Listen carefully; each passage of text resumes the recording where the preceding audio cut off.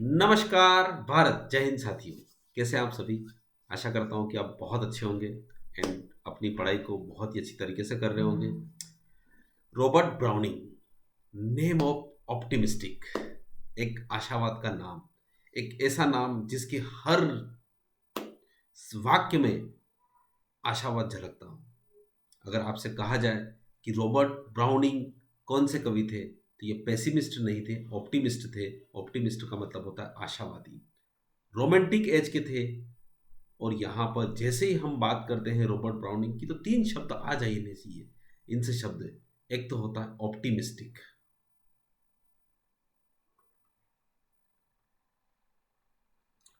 Optimistic, ध्यान रखिएगा, optimistic कवि है ये। और एक और है ड्रामेटिक मोनोलॉग। क्या होता है वो भी बता दूंगा मैं आपको। ड्रामेटिक मोनोलॉग, ड्रामेटिक मोनोलॉग के वो कवि है। ऑप्टिमिस्टिक है, आशावादी है। और एक और है विक्टोरियन एज के हैं। बस ये तीनों याद रख लीजिए। इनमें से एक क्वेश्चन आपके एग्जाम में आने वाला है। 2019 की एग्जाम में रॉबर्ट ब्राउनिंग से एक भी क्वेश्चन नहीं पूछा गया। ठीक है, पूरे पेपर को मैंने टटोल मारा, एक भी क्वेश्चन इनसे रिलेटेड या इनसे डायरेक्टली या इनडायरेक्टली रूप से पूछा नहीं गया। फिर भी तो नहीं पूछा गया, तो पूछने की संभावनाएं पूरी बनती है। तो let's start the biography of optimistic Victorian and dramatic monologue poet Robert browning. Robert browning, जैसा कि आपको चित्र में दिख रहा है, आंखों में बिल्कुल आशा की झलक है। हर वो झलक, क्योंकि इनकी एक कविता है द लास्ट राइड टुगेदर, जो हमें इस हमारे कोर्स में द लास्ट राइड टुगेदर है ना, जहाँ पर अपनी प्रेमिका को जब वो शादी का ऑफर देते हैं और वो ठुकरा देती है, तो उनसे एक लास्ट राइड, लास्ट घुड़सवारी की वो डिमांड करते हैं। और वहाँ पर हर वाक्य में वो पॉजिटिव दिखते हैं, बस वर्तमान में जीना चाहते हैं। द पोइट ऑफ प्रेजेंट, ये वर्तमान के कवि हैं। ठीक है, इनका बर्थ 7 में 1812 1812 के कैम्बरवेल में, लंदन में, इंग्लैंड में हुआ है इनका, यानी कैम्बरवेल 1812। देखिए याद रखिए, सन याद रखिएगा इनके, 7 में 1812, 7 मई 1812 में। फादर इनके रॉबर्ट ब्राउनिंग है। अब आप सोचोगे रॉबर्ट ब्राउनिंग नाम है इनका और वहाँ पे भी माए, तो इनके क्या है, सीनियर जूनियर लगता है। तो वो रॉबर्ट ब्राउनिंग क्या हो गया इनके सीनियर, तो SR लिखते हैं। और रॉबर्ट ब्राउनिंग ये तो ये जूनियर, JR। ठीक है, सीनियर जूनियर है। मदर सारा आना वाइटमैन, ये जर्मनी की लेडी थी, है ना। मदर जो है सारा आना वाइटमैन थी, है ना? और ये बहुत ही रिलीजियस थी, म्यूजिशियन थी ये। और स्पाउस जो है इनके एलिजाबेथ बेरेट बॉर्निंग, ये खुद भी एक बहुत ही महान कवियों में से एक थे, एलिजाबेथ बेरेट ब्राउनिंग। बहुत बढ़िया। जब यहाँ पर इनका खुद का नंबर था कि ये खुद मतलब पोरेट लॉरेट बन जाते उस समय, आगे जाके हम थोड़ा सा पढ़ेंगे इसका। 1846 में इनका शादी हुई इनकी, और 1861 में मर गया, यानी ये मैरिड है। यानी ये ऐसा नहीं कि एलिजाबेथ बेरेट की जन्म तारीख 1846 नहीं, 1812 में मरे तो क्या हुआ, इतना लंबा थोड़ा गया। 1846 में भाग के शादी कर ली भाई साहब ने। क्यों? घर वाले तो मना कर रहे थे, नहीं करनी अपनी शादी, भाग लिया। और भाग लिए तो फिर इटली में ही रहे हमेशा के लिए, जब तक कि उसकी पत्नी मरी नहीं, है ना। तो 1846 से 1861 का समय इटली में रहे ये। ठीक है, अब देखिए खतरनाक इंसान है भाई। फेमस ये कवि रहे हैं और प्ले राइट भी रहे। प्ले राइट का मतलब होता है, यहाँ पे देखो प्ले राइट की स्पेलिंग याद रखना। यहाँ पे बहुत सारे प्ले राइट को बहुत ही गलत तरीके से लिखते हैं, तो WRIGST ध्यान रखिए। ऐसा नहीं कि प्ले राइट में RIGST लिख दे, या WRI, बहुत सारे यूँ प्ले राइट भी लिखते हैं, तो ये क्योंकि प्ले लिखने वाले तो WRITER, प्ले राइटर या इस प्रकार से लिखते, तो नहीं, प्ले राइट है ये, है ना। स्पेलिंग को ध्यान रखिए, सही है बिल्कुल। फेमस है ये, कवि के रूप में है, प्ले राइट के रूप में है, पर ये पोएट के रूप में ही हुए। प्ले राइट के रूप में एक पोएट, एक प्ले इनका बहुत अच्छा चला, और उसके बाद दूसरा पब्लिश ही नहीं हुआ, ने एक फेल हो गया। बहुत सारे लिटरेरी मूवमेंट इनका विक्टोरियन रहा है। ठीक है, जैसे कि रोमांटिक है, विक्टोरियन है ना। तो ये एक एरा चलता है, एक युग चलता है, तो एक विक्टोरियन एज के रहे हैं। Robert Browning is the father of dramatic monologue. ये जो कवि है वो ड्रामेटिक मोनोलॉग के, ड्रामेटिक मोनोलॉग का मतलब होता है एक ऐसी स्थिति जहाँ पर केवल और केवल पोएट बोलता है, वहाँ पर लेखक बोलता है, और लिसनर जो होता है म्यूट होता है। ठीक है, एक ही तरफ से होता है, मतलब वहाँ पर बात क्या कहता है, वो अपनी ही बात, उस सामने वाले की बात भी वही कह देता है, और अपनी बात को भी रख देता है बस अपने ही, यानी यहाँ पे केवल एक ही वक्ता होता है और जो लिसनर होता है वो पूरी तरह से म्यूट होता है, पूरी तरह से सुनने वाला कुछ भी नहीं बोलता है वो, उसको बोलते हैं ड्रामेटिक मोनोलॉग। तो ध्यान रखिएगा इनकी 3 characteristic is very important. Optimistic कवि है, बहुत ही आशावादी है, हर चीज़ से वो पूरी तरह से। यहाँ पे 2 कवि आते हैं, एक तो थॉमस हार्डी बिल्कुल एकदम नेगेटिव मतलब पेसिमिस्टिक है, elegy return in country church है जो उनका लिखा हुआ है। और यहाँ पर एक और है अपने Robert Browning, optimistic. Robert Browning is known as the father of मतलब होता है जनक ड्रामेटिक मोनोलॉग के। तो 3 विशेषताएं देखो, इसको जाते जाते हम कम से कम इतना तो समझ लें कि वो क्या है। एलिजा ब्राउनिंग की ये जो रॉबर्ट ब्राउनिंग है, ये रॉबर्ट ब्राउनिंग क्या है, एक तो ऑप्टिमिस्टिक है, क्या है ऑप्टिमिस्टिक है, एक और क्या है वो ड्रामेटिक मोनोलॉग के जनक है, और एक और क्या है वो विक्टोरियन एरा के, ठीक है। रॉबर्ट ब्राउनिंग वाज बोर्न 7 मई 1812, है ना, 7 मई 1812 को बैप्टाइज्ड का मतलब होता है उनका नामकरण किया। क्या पता इनके नाम में इनको क्या ढूंढ रहे थे पिताजी, है ना, तो उनका नामकरण तो बहुत दिनों के बाद किया भाई, 7 मई से लगाकर 14 मई के लगभग, है ना, तो इतने दिन के बाद ऐसा क्यों किया, अब वो तो उनसे ही पूछेंगे भाई कि क्यों ऐसा किया, ठीक है। His father name was Robert browning, और वो भी सीनियर है ना, रॉबर्ट ब्राउनिंग सीनियर है, और working as a clerk in the Bank of England. ध्यान रखिएगा ये प्रश्न भी एग्जाम में पूछा गया है कि भाई रॉबर्ट ब्राउनिंग के पिताजी कहाँ काम करते थे, तो बैंक ऑफ इंग्लैंड में काम करते थे, और उनको उस जमाने में 150 पाउंड मिलते थे। ध्यान रखिएगा ये इंग्लैंड की जो मुद्रा है वो पाउंड है ना, डॉलर नहीं है, तो यहाँ पे ये पाउंड का साइन है। 150 पर ईयर मिलते थे, और उस जमाने में 150 पाउंड एक साल के बड़ी बात थी होगी, ठीक है। और उनके घर पर एक लाइब्रेरी थी। देखो ध्यान रखिएगा ज्ञान का खजाना कहीं से नहीं आता है सर, मैं बताऊं आपको, आसपास के माहौल से, आपका इन्वायरमेंट आपको वो करने की इजाज़त देता है। तो हिज फादर हैज अमाइज्ड, एक बड़ी सी लाइब्रेरी थी, 6000 बुक उस समय थी। यार किसके घर में होगी यहाँ पे 6000 बुक, अभी देख लो ना किसी के घर में नहीं है sir, including some where rare ones, उसमें से कई सारी तो बहुत ही दुर्लभ थी सर। दुर्लभ का मतलब होता है बस उन्हीं के वहाँ पे मिलेगी, कि भाई बुक कहाँ मिलेगी, तो रॉबर्ट ब्राउनिंग सीनियर के वहाँ चले जाओ।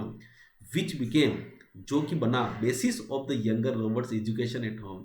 रॉबर्ट ब्राउनिंग जो था उसकी एजुकेशन का पूरा आधार तो उसके घर पे बना। 6000 बुकें हैं और कई सारी, आपको पता है इन सब के कारण वो 4 लैंग्वेज जान गए, 4 लैंग्वेज को बोलना और पढ़ना लिखना जान गए। तो रॉबर्ट ब्राउनिंग जो थे वो उनकी पूरी शिक्षा का पूरा आधार उनकी जो पिताजी की लाइब्रेरी थी, और लाइब्रेरी में 6000 अथाह बुकें, दुर्लभ बुकें थी वहाँ पर। हिज मदर सारा एना वाइटमैन, है ना, उनकी जो मदर थी वो Sarah Anna White was a talented musician. ध्यान रखिएगा संगीत का लय, आहा, एक ऐसा घर जहाँ पर कि पिताजी बैंक में क्लर्क हैं और उसके बाद माता म्यूजिशियन है, घर पे 6000 पुस्तकों की, दुर्लभ पुस्तकों की, रेयर बुक्स की लाइब्रेरी है, और जहाँ पर माता म्यूजिशियन है, तो डेफिनेटली आप सोचिए वहाँ का जो बच्चा है उस माहौल में पला बढ़ेगा वो कैसा होगा सर। एक ऑप्टिमिस्टिक रॉबर्ट ब्राउनिंग जन्म लेता है वहाँ से। ब्राउनिंग्स मदर से जो daughter of German ship owner, ध्यान रखिएगा जर्मनी का एक शिप ओनर था, बहुत घमंडी किसान था, बहुत घमंडी, है ना, वो कभी नहीं चाहता था कि इसकी शादी मतलब जो रॉबर्ट ब्राउनिंग सीनियर यानी जो हमारे रॉबर्ट ब्राउनिंग जूनियर हैं उनके पिताजी से इनकी शादी हो, who had settled in Dundee Scotland, ठीक है। तो मतलब वो स्कॉटलैंड में सेटल हो गए थे जर्मन, परंतु वो कभी नहीं चाहते थे कि ब्राउनिंग की जो शादी है, ब्राउनिंग सीनियर की शादी जो है वो इनसे हो, पर हो गई। अब वहाँ पे क्या है भाई, एक चीज़ है मतलब वो क्या करेगा काजी, है ना, कहावत है। तो रॉबर्ट ब्राउनिंग सीनियर एंड सारा हैड ओनली 2 चिल्ड्रन, उनके 2 ही बच्चे थे, एक तो रॉबर्ट ब्राउनिंग जूनियर यानी एक डॉटर थी उनकी सारियाना ब्राउनिंग, है ना, तो एक तो उनकी पुत्री थी सारियाना और एक और था रॉबर्ट ब्राउनिंग, ठीक है। इस प्रकार से तो यहाँ पर उनका लगभग फैमिली का पूरा बैकग्राउंड यहाँ पे चीज़ है। तो उनकी माता जो कि जर्मन से रिलेटेड थी, पिताजी टैलेंटेड मतलब सॉरी अपने जो क्लर्क थे, और 6000 बुकों का संग्रह उन्होंने रेयर कर रखा था, और माता जो थी टैलेंटेड म्यूजिशियन। मैं बार बार इन चीज़ों को दोहराता हूँ कि आपके माइंड में चीज़ें सुनने से याद हो जाए। एट द एज ऑफ 12, ध्यान रखिए 12 साल की उम्र में, 12 साल की उम्र में हमारे यहाँ बच्चा तो केवल कुछ नहीं करता है, इधर उधर घूमता है। Robert browning wrote a book of poetry, ध्यान रखिएगा, एक कविता की पूरी पुस्तक लिख दी उसने। वाह! आप क्या बताओ, क्या इलाज के दिमाग रहा होगा, क्या कविता। बट ही डिस्ट्रॉयड इट, परंतु उसने नष्ट कर दिया इसको। डिस्ट्रॉय मतलब नष्ट कर देना।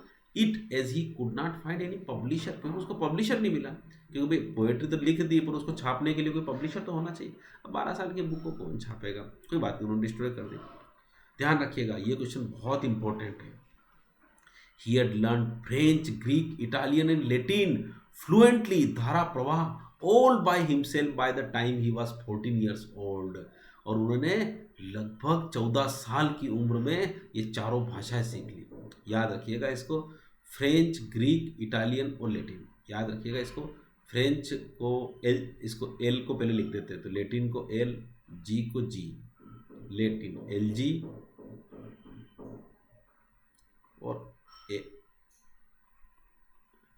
है ना, एल जी का फाइल लाओ, है ना, एल जी का फाइल लाओ, F I L E, file लाओ, तो फाइल का एफ आई लिख लो केवल। एल जी का फाइल लाओ, एल जी मतलब आपने पास बहुत सारे, देखो इलेक्ट्रॉनिक जो कंपनी है एल जी, उसका एक, तो एल जी की फाइल लाओ, तो एल जी का मतलब एल ग्रीक, फाइल का यहाँ पे फ्रेंच हो जाएगा और आई का इटालियन हो जाएगा। तो ऐसे याद रखना चाहिए, क्योंकि परीक्षा में पता चला, क्योंकि देखो परीक्षा में आपके पास जब क्वेश्चन आएगा तो चारों लैंग्वेज के ऑप्शन आएगा। अब आप फ्रेंच, ग्रीक, इटालियन, लेटिन होगा, फ्रेंच, ग्रीक, इटालियन कुछ दूसरी लैंग्वेज हो जाएगी, फ्रेंच, ग्रीक, इटालियन के साथ कोई तीसरी लैंग्वेज हो जाएगी, और अपन कंफ्यूज हो जाएंगे। ध्यान रखिएगा, परीक्षा होती है, एक एक नंबर को आपको इसी प्रकार से कवर करना पड़ेगा। He became a great admirer of the romantic poets. Romantic poet उस समय जो रहे हैं, एक तो बायरन और शेली, उनसे बहुत ही ज़्यादा प्रभावित थे, बहुत ही ज़्यादा प्रशंसक थे बायरन और शेली। और शेली से तो ऐसा थे वो कि क्या पता उनके मन में शेली के पूरी जीवनी खा गए। शेली के जैसा रहना, शेली के जैसे खाना, उस प्रकार से शेली शेली शेली उनके जीवन में खा गया। और following Shelley, Browning became the atheist and vegetarian. और जिस प्रकार से शेली क्या थे, आस्तिक थे, विश्वास करते थे वो, है ना, हर चीज में विस्तार, नास्तिक नहीं थे, और वेजिटेरियन थे। देखिए आपको पता है विदेशी लोग ज़्यादातर नॉन वेजिटेरियन खाते हैं, तो यहाँ पर वो शेली जो थे वेजिटेरियन थे, इसलिए रॉबर्ट ब्राउनिंग भी वेजिटेरियन थे, वो शाकाहारी थे। यानी शेली के जीवन का प्रभाव देखो हमारे भी जीवन में, जब हम बहुत सारे लोगों की जीवनी और उनके तो उनकी सारी लाइफ स्टाइल को अपनाते हैं, उनके सुबह उठने से लगाकर, खाने से लगाकर, पीने से लगाकर, किस प्रकार से सोचते हैं, वो सारी के सारे जीवन हम अपने अंदर उतार लेते हैं, और ऐसा ही काम। इन मार्च 1833, ध्यान रखिएगा 1833 की बात है। एक बच्चा जो कब पैदा हुआ, याद रखिएगा, दिमाग में आपने बताइए 1812 को पैदा हुआ, ठीक है। और 1833 में उसने क्या लिखा, कितनी उम्र आप खुद बताइए, 21 साल की उम्र में। Pauline a fragment of confession was published anonymously. Anonymously का मतलब होता है अनजान, बिना नाम की। एक बात तो हम होते हैं ना कि कभी कभी क्या होता है कि हमने कोई चीज करी पर हम नाम नहीं देना चाहते, उसको बोलते हैं एनोनाइमसली, है ना। तो मार्च 1833 में Pauline a fragment of confession उन्होंने लिखी। It is a long poem, एक बहुत ही लंबी कविता है। कंपोज्ड ए होमेज, ये एक श्रद्धांजलि दी है पोएट शेली को। ध्यान रखिएगा, शेली एक कवि है, वही ऑप्टिमिस्टिक एथिस्ट, है ना, वो एक कवि है, और उस कवि को श्रद्धांजलि, होमेज शब्द श्रद्धांजलि होता है, उनको देने के लिए उन्होंने कविता दी है। परीक्षा में प्रश्न जब आए कि भाई रॉबर्ट ब्राउनिंग ने 1833 में कौन सी एक ये कविता लिखी, तो पोलिन, पोलिन नाम का, पोलिन ही आएगा। एक फ्रेगमेंट्स ऑफ कन्फेशन न भी आए तो कोई दिक्कत नहीं, याद रखिएगा, ठीक है। तो शेली से क्या होगा, पोलिन। स्ट्रेटफोर्ड, अब यहाँ पे बात करती है प्ले की। प्ले मतलब होता है नाटक। अब नाटक में यहाँ पे बड़ा सा दिक्कत होती है। ये नाटक में जब हम जाते हैं तो आगे चलते हैं, नाटक में की बात करते हैं कि उन्होंने नाटक भी लिखना, कि नाटक क्योंकि उस जमाना था नाटक का सर। तो उन्होंने एक नाटक लिखा स्ट्रेफोर्ड 1837 में, एक नाटक लिखा स्ट्रेफोर्ड 1837 में। वाज परफॉर्म 5 टाइम्स, वो 5 बार वहाँ पे दर्शा। तो उस समय परफॉर्म करने का मतलब होता है एक स्टेज होता है। पुराने ज़माने में ऐसा तो टीवी भी था नहीं भाई 1837 में, तो स्टेज होता है। आपने देखा होगा ना, पुराने जो नाटक होते हैं स्टेज होते हैं, पर्दा वर्दा लगता है, वहाँ पे कुछ लोग काम करते हैं, तो है ना। तो उनके नाटक को 5 बार वहाँ पे किया, मतलब पहला नाटक सफल हुआ। पर Browning then wrote 2 other plays, परंतु 2 और प्ले लिखे, उनमें से एक तो परफॉर्म ही नहीं किया गया, मतलब स्टेज पे लाया नहीं गया, और दूसरा लाया गया वो क्या हो गया, फेल हो गया। तो इसका मतलब होता है 3 प्ले राइट में उन्होंने क्या किया, एक तो उनका 5 बार परफॉर्म हुआ, दूसरा जो क्या है परफॉर्म ही नहीं हुआ, मतलब उस प्रकार से उन्होंने लिखा, लोगों को पसंद नहीं आया होगा, मतलब जो प्ले, क्योंकि उस समय मैंने प्ले लिखा तो कोई लोग क्या करेगा, उसको परफॉर्म करेगा, उनकी एक मंडली होती है जिसमें एक्टर होते हैं, अभी होता है कि नहीं होता, जैसे मैंने एक पुस्तक लिखी तो बॉलीवुड में जाएगी तो वहाँ पे कोई डायरेक्टर मिलना चाहिए मुझे, तो ऐसा कोई डायरेक्टर उस जमाने में मिला नहीं होगा, और दूसरा अगर किसी ने बेचारा ले लिया तो वो फेल हो गया। यानी यहाँ से रॉबर्ट ब्राउनिंग ने बोला यार अपना तो जीवन में प्ले राइट का काम नहीं होगा, अपन तो कविता ही लिखेंगे साहब। ड्रामेटिक लिरिक्स, अब आती है बारी ड्रामेटिक लिरिक्स की, बहुत ही इंपॉर्टेंट, ध्यान रखिएगा ये ड्रामेटिक लिरिक्स और इसका ईयर। एक collection of English poem by Robert browning, first publish in 1852, और इसमें बहुत ही फेमस पोएम रही, सो मेनी पोएम्स, कई सारी पोएम थी इसमें, ठीक है। उसमें से 4 थी, एक तो the last ditches, last ditches तो बहुत ही, एक बात ध्यान रखिएगा, इसी के कारण ड्यू टू दिस, इसी के कारण रॉबर्ट ब्राउनिंग को क्या कहा गया, रॉबर्ट ब्राउनिंग को कहा गया ड्रामेटिक मोनोलॉग के, ड्रामेटिक मोनोलॉग का जनक कहा गया, क्योंकि ड्रामेटिक मोनोलॉग में कवि जो होता है वो अपनी जो बातें हैं वो मतलब कुल मिला के वहाँ का जो अपनी खुद की फीलिंग है वो उसको कहलवा लेता है किसी से, ठीक है। तो ये ड्रामेटिक मोनोलॉग है, सिंगल स्पीकर रहता है, ड्रामेटिक मोनोलॉग का मतलब क्या होता है, सिंगल स्पीकर रहता है, और इसमें जो लिसनर होता है वो म्यूट होता है, वो केवल सुनता रहता है, ठीक है, बिल्कुल चुपचाप। चलिए, तो यहाँ पर रॉबर्ट ब्राउनिंग ने ड्रामेटिक लिरिक्स जो है बिल्कुल 1842 में लिखा, और उसके बाद इनकी जो माय लास्ट डचेस, ध्यान, अगर परीक्षा में प्रश्न आ जाए कि कौन सी ऐसी कविता है जिसके कारण रॉबर्ट ब्राउनिंग को ड्रामेटिक मोनोलॉग कहा गया है, तो माय लास्ट डचेस अपने कोर्स में नहीं है ये फिलहाल, परंतु ये इन 1845 ब्राउनिंग मेड द पोइटेस, ध्यान रखिएगा। अब आप सोचिए 1842 में ड्रामेटिक लिरिक्स लिखता है, पब्लिश होता है, डेफिनेटली नाम होता है उनका, और नाम होता है तो डेफिनेटली लोग आकर्षित होते हैं। तो वहीं पर उनसे 6 साल बड़ी कौन सी 1845 ब्राउनिंग मेड द पोइटेस, एक कवियत्री थी एलिजाबेथ बेरेट, उससे मिलते हैं और उनके प्रेम में पड़ जाते हैं, है ना। वो 6 साल बड़ी थी, पर क्या बताए, प्रेम कोई उम्र देखे ना, उम्र की सीमा हो ना जन्म का हो बंधन, जब प्रेम करे तो देखे केवल मन, तो ऐसा ही कुछ हुआ उनके साथ। दे बिगेन रेगुलरली कोरेस्पॉन्डिंग, और उनके बीच में नियमित इस प्रकार से वार्तालाप होता रहा, एंड ग्रेजुअली ए रोमांस, और उनके बीच में एक प्रेम हो गया, डेवलप बिटवीन देम, दोनों के बीच में हो गया। अब अभी तक की बात है साहब, 1812 में एक बच्चा पैदा होता है। देखिए ध्यान से सुनिए, चीज़ों को देखो, जितनी बार रिवाइज करोगे, मेरा डायरेक्ट ऐसा कैसे लिख के ना आप देख लीजिए। एक बच्चा जो कब पैदा होता है, 1812 में, 1812 में पैदा होता है, और 34 साल तक वो घर पे ही रहता है, करता कुछ नहीं है, घूमता रहता है, पिताजी की बहुत सारी दौलत है, उड़ा रहा है, ऐसा तो नहीं कहीं, ऐसा ही कुछ होगा, क्योंकि 1846 तक वो कुछ भी नहीं कर रहे थे, बढ़िया कविता लिखते थे, इधर उधर घूमते थे, मतलब कुल मिला के पूरी तरह से वो डिपेंडेंट थे। किसके डिपेंडेंट थे, फैमिली पे डिपेंडेंट थे। अब प्रेम हो गया उनको एलिजाबेथ से, घर वालों को बोला, घर वाले बोले करता धरता तो कुछ है नहीं ना, शादी यहाँ पे करेगा। अब उनको कुछ धक्का लगा, भाग के शादी कर ली साहब, और जब भाग के शादी कर ली तो 1846 में उन्होंने भाग के शादी कर ली।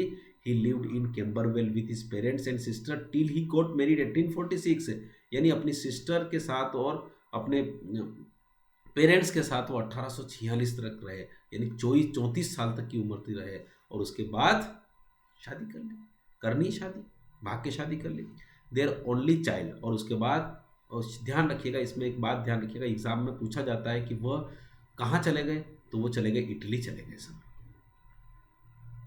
और इटली में कहाँ कब तक रहे वो, तो इटली में रहे सर वो 1800 46 से लगाकर भाग के शादी करी, और जब उनकी वाइफ एक्सपायर हुई शायद 1861 तक, हाँ वहाँ तक। Their only child Robert Barrett Browning, और उनका केवल एकमात्र जो चाइल्ड था रॉबर्ट ब्राउनिंग, निक नेम्ड उनका पेन था, और वो 1849 में हुआ। 1846 में शादी हुई तो 3 साल के बाद उनके एक लड़का।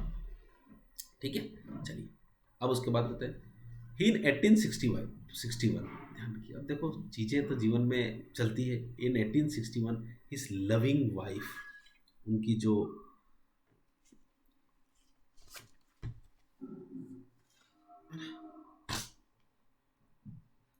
एक और चीज़ है यहाँ पर थोड़ा सा मैं भूल गया, 1846 को इंग्लैंड से वो इटली चले गए, है ना। 1846 से इटली चले गए वो, और 1861 तक वहीं रहे। इटली उनको बहुत पसंद था सर, है ना। इटली उनको बहुत पसंद था, इसलिए उन्होंने अपने जीवन में कहा भी है कि Italy is my university, Italy is my university. ठीक है, इटली इज माई यूनिवर्सिटी।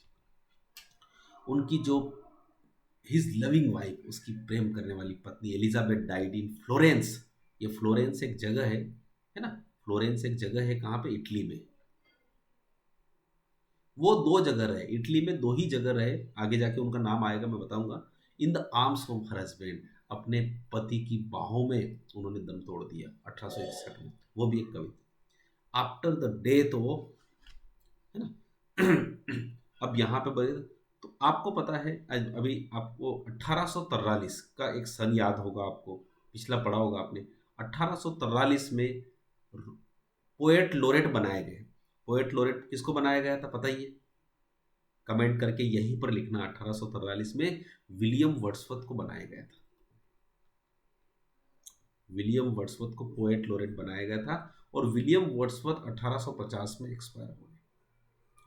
अब जब 1850 में जब एक्सपायर हो गए, तो 1850 में पोएट लोरेट बनाने की बात आई, तो उस समय की सबसे फेमस कवियत्री थी एलिजाबेथ बेरेट, और उनको बनाने की बात आई। ध्यान रखिएगा, इस प्रकार का क्वेश्चन भी एग्जाम में पूछा जा सकता है कि उस समय पोएट लोरेट 1850 में जब विलियम वर्ड्सवर्थ एक्सपायर हुए, तब वो किसको बनाया गया। तो वो उस समय एलिजाबेथ को, पर ठीक है कुछ ना कुछ रहा होगा पॉलिटिक्स में कुछ। तो उस समय जो पोएट लोरेट है वो किसको बनाया गया, वो बनाया गया टेनिसन। टेनिसन को बनाया गया, और टेनिसन बहुत ही लंबे, सबसे लंबे कहे जाने वाले रहे, क्योंकि 1850 से वो पोएट लोरेट बन गए। और ध्यान रखिएगा, पोएट लोरेट की एक शर्त होती है कि जब तक कवि नहीं मरेगा तब तक रहेगा। तो टेनिसन 1892 में मरे, 1892 में मरे, तब तक पोएट लोरेट कौन रहे, वो रहे टेनिसन। देखो धीरे धीरे छोटी छोटी चीजें, आपसे जुड़ी हुई चीजें हम करेंगे तो याद हो जाएगी। After the death of poet's wife 1861 Browning wrote a poem Prospice to tribute her. उसको श्रद्धांजलि देने के लिए उन्होंने प्रोस्पाइस लिखा। प्रोस्पाइस एक कविता लिखी, बहुत ही इंपॉर्टेंट, याद रखना इसको भाई मेरे भाई। ठीक है, तो प्रोस्पाइस कब लिखी, 1861 के बाद लिखी, इस बात को भी ध्यान रखिएगा। ठीक है, Prospice word come from Latin language, इसका मतलब होता है टू लुक फॉरवर्ड। देखिए एक बात बताइए, 1861 में जब उनकी वाइफ मर जाती है, तो एक बात ध्यान रखिएगा, उनके जीवन में या तो वो निराशावादी बन जाए, है ना, ढक्कन खोल ले, या बैठ जाए कहीं अंधेरे में कविताएं लिखे हो, है ना, इस प्रकार से देवदास टाइप बन जाए, ऐसा नहीं होता सर। उन्होंने लुक फॉरवर्ड, आगे देखो, है ना, है ना। ठीक है, प्रेजेंट में, और ध्यान रखिएगा इसीलिए उनको प्रेजेंट में जीने कहा लगा है। ठीक है, जीवन की जो घटनाएं होती है वो उसके भाग्य में है, अब वो रोक तो नहीं सकते उनकी wife. Because the Prospice Robert Browning is called optimistic poet, इसीलिए उनको आशावादी कवि कहा गया, ध्यान रखिएगा। और आशावादी कवि, मैंने कहा ना 3 शब्द रॉबर्ट ब्राउनिंग के साथ आप जोड़ लीजिए, दिन रात आपकी आंखों में होना चाहिए। एक तो ऑप्टिमिस्टिक पोएट थे, विक्टोरियन एरा के थे, और एक और ड्रामेटिक मोनोलॉग के जनक कहे जाते। Man and women is a collection of 51 poems. उनका मैन और वोमेन का 51 कलेक्शन का एक पोएम है ना, 2 वॉल्यूम्स बाय रॉबर्ट ब्राउनिंग, है ना, इन 2 volumes, 51 poems in 2 volumes. Man and women का 2 संग्रह आए इसमें, और इसमें कितनी 51 कविताओं का संग्रह रहा है, कितने का, 51 का। और इसी कलेक्शन में ये 1855 में आया था और इसी में अपनी एक द लास्ट राइड टुगेदर जो हमारी कविता है, जो हमारे कोर्स में मेरी अंतिम घुड़सवारी आपके साथ, क्या बात है ना। वो कविता जो है वो मेन एंड वुमेन वॉल्यूम में रही है। तो परीक्षा में हमारे पास ये भी आ सकता है कि ये आएगा सर, देखिए न जाने क्यों इन क्वेश्चनों से मेरा एक लगा। द लास्ट राइड टुगेदर जो है वो कौन से वॉल्यूम से है, तो मेन एंड वुमेन से आई है। From the time of their marriage and until Elizabeth's death the Browning lived in Italy. ध्यान रखिएगा, जब से उनकी शादी हुई, भाग के तो शादी कर ली, अब घर पर जाने से रहे, पेरेंट्स मारे हो नहीं तो उनको, तो शादी से एंड अंटिल एलिजाबेथ्स डेथ, और एलिजाबेथ की मृत्यु तक ब्राउनिंग जो है वो इटली में रहे, है ना। और इटली में दो ही जगह रहे, ध्यान रखिएगा, एक तो पीसा में रहे, है ना, ये पीसा, और उसके बाद लास्ट में वो फ्लोरेंस में रहे, और फ्लोरेंस में उनकी वाइफ 1861 में आपको पता है मरी भी है, ठीक है। The ring and the book is a long dramatic narrative poem almost 21,000 lines.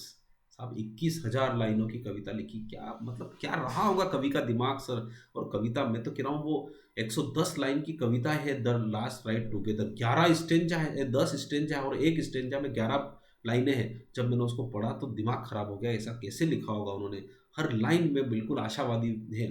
तो the ring and the book is a long dramatic narrative poem, बहुत ही ड्रामेटिक नेरेटिव पोएम है, ऑलमोस्ट इन 21,000 लाइन्स, ठीक है। एसोलेंडो, आप ध्यान रखिएगा, एसोलेंडो जो थी ये भी इंपॉर्टेंट है सर। देखिए स्वान सॉन्ग शब्द पहले तो मैं बताता हूँ क्या होता है। स्वान सॉन्ग का मतलब होता है किसी भी राइटर, पोएट, जो भी होता है, उनकी जो अंतिम कृति होती है, लास्ट वर्क, है ना, जो अंतिम कृति होती है उसको स्वान सॉन्ग बोलते हैं, ठीक है। स्वान सॉन्ग एक दूसरा वर्ड है, अपने यहाँ का वर्ड नहीं है, पर इस स्वान सॉन्ग का मतलब होता है लास्ट कृति। तो अगर कोई कहे कि रॉबर्ट ब्राउनिंग की लास्ट कृति क्या है, तो लास्ट कृति है उसकी एसोलेंडो, ध्यान रखिएगा क्या है, एसोलेंडो। एसोलेंडो रॉबर्ट ब्राउनिंग से final volume of poetry was when first published in 1889, 1889 में उन्होंने पब्लिश हुई। और it is the very very very important कि जिस दिन उनकी मृत्यु हुई उसी दिन वो पब्लिश हुई, उसी दिन का मतलब 12 दिसंबर को ही। तो ये बहुत ही इंपॉर्टेंट प्रश्न फिर बन जाता है इसका। Asolando is the volume which was published on the day of his death, ध्यान रखिएगा 12 दिसंबर 1889 की उनकी 77 साल में जब मृत्यु हुई उसी दिन उनका लास्ट स्वान सॉन्ग यानी लास्ट वर्क उनका एसोलेंडो प्रसिद्ध। स्वान सॉन्ग शब्द से कभी कंफ्यूज मत होना, ये किसी भी कवि, किसी भी लेखक, है ना, किसी भी जो उपन्यासकार है उसका जो अंतिम कृति होती है उसको स्वान सॉन्ग बोलते हैं। और ये हुआ वेनिस में, किंगडम ऑफ इटली, है ना, इटली का जो किंगडम था वहाँ पे, एंड बरीड, और उनको दफनाया गया वेस्टमिनिस्टर एबे। एबे एक प्रकार की जगह है, वहाँ पे उनको दफनाया गया। बस ये रॉबर्ट ब्राउनिंग का आपको पूरी तरह से एक अच्छा सा यहाँ पर आपको मिलता है। आशा करता हूँ कि ये चीज़ आपको समझ में आई होगी। तो एक बार और रिवाइज कर लेते हैं, थोड़ा सा रिवाइज कर लेते हैं। रॉबर्ट ब्राउनिंग ऑप्टिमिस्टिक पोएट, 1812 में जन्म लेते हैं, और 3 बातें मैं फिर कह रहा हूँ इनके साथ याद रखना। एक है dramatic monologue, optimistic and Victorian era के ही, ठीक है। उसके बाद उनके जो पिताजी हैं वो बैंक में थे, 6,000 बुकों का कलेक्शन है, माता म्यूजिशियन थी, ठीक है। और उन्होंने 12 साल की उम्र में ही कविताएं लिख दी, परंतु पब्लिशर नहीं मिला इसलिए उन्होंने उसको डिस्ट्रॉय कर दिया, ठीक है। और वो 14 साल की उम्र में ही, है ना, एलजी फाइल याद रखना, एलजी फाइल मतलब लैटिन, ग्रीक और फ्रेंच और इटालियन भाषा को जानने लग गए थे, ठीक है। बैरन और शेली जो रोमांटिक पोएट्स थे उनसे बहुत प्रभावित थे वो, ठीक है। और 1833 में उन्होंने शेली को श्रद्धांजलि देने के लिए एक पोलिन करके एक कविता लिखी, ठीक है। और उन्होंने अपना जो भाग्य है वो प्ले राइट में भी अपनाया। स्ट्रेटफोर्ड उनका 5 बार पब्लिश हुआ, पर 2 और लिखे उन्होंने, एक तो परफॉर्म ही नहीं हुआ और दूसरा फेल हो गया। ड्रामेटिक लिरिक 1842 में आया और उसमें बहुत ही इंपॉर्टेंट कविताएं आई, और उनसे बिल्कुल प्रभावित होकर उनसे 6 साल एक बड़ी एलिजाबेथ बेरेट है वो उनसे प्रभावित हुई, और इस प्रकार से दोनों के बीच में प्रेम बढ़ा और उन्होंने भागकर फिर शादी कर ली, जो कि घर से खिलाफ थी। तो 1846 से उन्होंने शादी करी। तो जब शादी करी तो 1846 से 1861 तक वो हाँ इटली ही रहे, और इटली को वो अपनी माई यूनिवर्सिटी यानी मेरी जो पूरा विश्वविद्यालय उसको मानते थे। और उसके बाद उनको 1849 में बेरेट रॉबर्ट बेरेट ब्राउनिंग करके एक लड़का होता है जिसका उनको नाम रखते हैं पेन। और 1861 में एलिजाबेथ की मृत्यु उनकी ही जो बाहों में हो जाती है, और वो फ्लोरेंस से, और उसके बाद वो वहाँ से फिर इंग्लैंड की तरफ मुड़ रुक लेते हैं। और उसके बाद उनका ऑप्टिमिस्टिक दायरा और बढ़ जाता है, प्रोस्पाइस करके उनको एक श्रद्धांजलि की कविता लिखते हैं। और उसके बाद मेन एंड वोमेन उनका एक कलेक्शन आता है 1855 में, 1855 में। ये 1861 में तो मर जाते हैं, तो उसके बाद कलेक्शन इनका ये अलग है। अब पूरी तरह से उनकी लाइफ यहाँ तो हो गई है। 1855 में मेन एंड वॉल्यूम उनका एक कलेक्शन आता है जिसमें लास्ट लास्ट राइड टुगेदर भी है, ठीक है। और वो अपने जीवन में जब इटली में रहे तो दो ही जगह रहे, पीसा में रहे, और उसके बाद लास्ट समय उनका फ्लोरेंस रहा, जब उनकी वाइफ भी 1861 में वहाँ रही। The ring and the book 21,000 की उन्होंने एक बड़ी सी कविता लिखी, और एसोलेंडो उसका स्वान सॉन्ग था, और 1889 में उनकी मृत्यु हो जाती है। तो ऐसे महान कवि, महान आशावादी कवि, महान विक्टोरियन एरा के कवि, महान ड्रामेटिक मोनोलॉग के कवि को हमारी तरफ से श्रद्धांजलि 12 दिसंबर 1889 को। और आशा करता हूँ कि ये कविता ये इनकी जो जीवनी है आपको समझ में आई होगी। Thank you so much. इसी प्रकार से बने रहिए यूथ गुरुकुल के साथ। तब तक के लिए थैंक यू सो मच। जय हिंद, जय भारत।